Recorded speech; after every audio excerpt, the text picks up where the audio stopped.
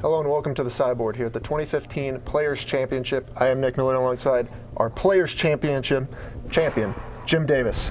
Congratulations, yes. sir. Thank you very much. Now, I remember back in January when you won the Indianapolis Open. Mm-hmm. You said, I hadn't won an Open before. I haven't won a trophy. My friends kept bragging on me. I don't have a trophy. Well, right. You have probably the biggest trophy you can get at this point. I got to get a trophy shelf or something. I would hand it to you, but this thing is massive. Yeah. Now, what a run. You had a tough day one. I did. Modern did not treat you well. Legacy did not treat you very well either. No, it did but not. You made it to day two, and you had a very well-positioned standard deck. That was the deck I was happy with, like, by far. Talk about your run all the way through, making it to the finals, and then we'll go through the finals match by match. Sure. I mean, I was pretty fortunate, honestly. My deck, I built it to beat Jeskai for the most part. I knew I was fine against Abzan, not good against the Atarka red strategies. Rally wasn't great either. But I expected a lot of Jeskai, and I happened to run into like 4 or 5 in a row or whatever, so it really worked out. I was very scared this morning that Tom Ross was on Atarka red and he'd be on the play, and very relieved when I sat down and saw his deck list that it was Jeskai. So, yeah, I mean, things just kind of worked out. I picked a deck that seemed like it would be well suited for the field and hit my breaks, and the deck was pretty good. So. Yeah, of all the people you would expect in the Players' Championship field to be on Atarka red, Tom Ross has to be the guy. Right, like I was like, there's no way he's not, you know, so.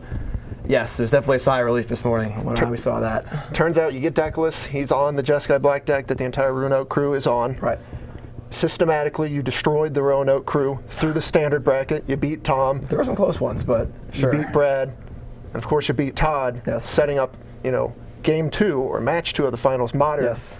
Green-Red Tron, Team or Twin. How did you feel going in, knowing you had a tough Legacy matchup if it went to match 3? I mean, I was happy because I'd be on the play in the Legacy match, worst case scenario, and obviously Delver decks are very good in the play. And looking at his list, he really had no sideboard cards for Tron at all. There were no Blood Moons, there were no Molten Rain, stuff like that.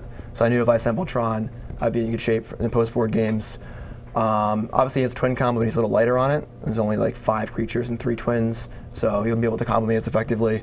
So it looked pretty good on paper, and I was hoping for good matchups when I was playing Tron. I mean, I'm not really a Tron player, but this tournament I tried to really find decks that were well suited to what I thought I was going to play against, and it did not work yesterday. I mean, I played against 2 of the decks I thought would be good against, in Abzan and Jund, and lost, but thankfully it worked when it counted. So. Right. We saw Joe Lissette did this last year, picking some wacky decks that people wouldn't expect, but everyone kind of knew the format. They were going to see the deck list, so no one went too far from their normal range. But you showed up, the typical blue-white mage we see. Right.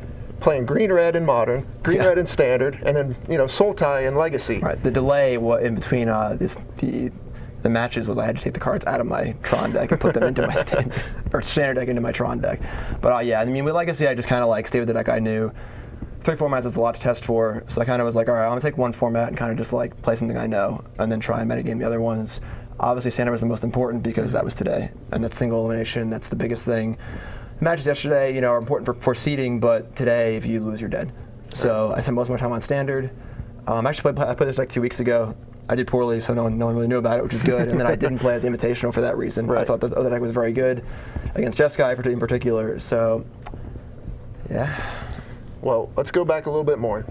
So you played, Indianapolis. You won that. Mm-hmm. You're very happy. That helped you lock up, part of your Season 1 points championship to ensure you were here for a second year. Definitely. Last year, you were at the Players' Championship.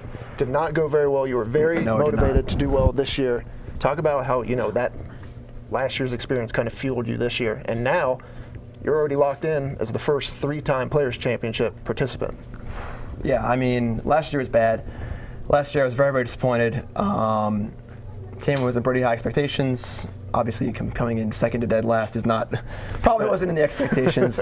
But yeah, this year I was pretty focused. I really wanted to do much better this time. Obviously, it would have been harder to do worse. But yeah, I mean, definitely came in chip on my shoulder, if I want to use a cliche. And yeah, I don't know, it just feels crazy. All right, well, you're locked up for next year. Are we still going to see you on the Open Series? Probably. I mean, I like I said in my Player Champs interview, one tournament at a time, one day at a time. This is today. I just got to bring this thing home somehow, and we're gonna hang out with the whole crew or whatever. I mean, everyone here is so cool, and it's been really, really great. Everyone's hanging out. A lot of us saw Star Wars. I went out to dinner, and we're all going to have a party tonight and stuff. and it's just been awesome. So for now, let's just do this, and then All right. one thing at a time. Well, make sure you don't drink out of this. Congratulations one last time. Thank you I'm so going to send much. it back to Patrick and Cedric. The last time here in Roanoke in 2015. Thanks, guys.